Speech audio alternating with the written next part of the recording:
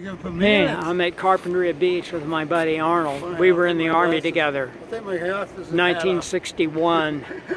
Our serial numbers are just one digit apart. I enlisted one person ahead of him. And it was July 30th, 61, right? Yes, July 30th. And then we went to basic training at Fort Ord, February 3rd, 62. No, February 4th. And then it was August 3rd we got out.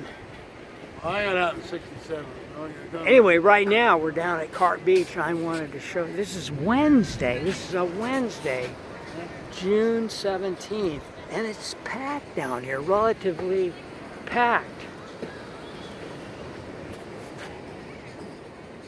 Bat ray shuffle.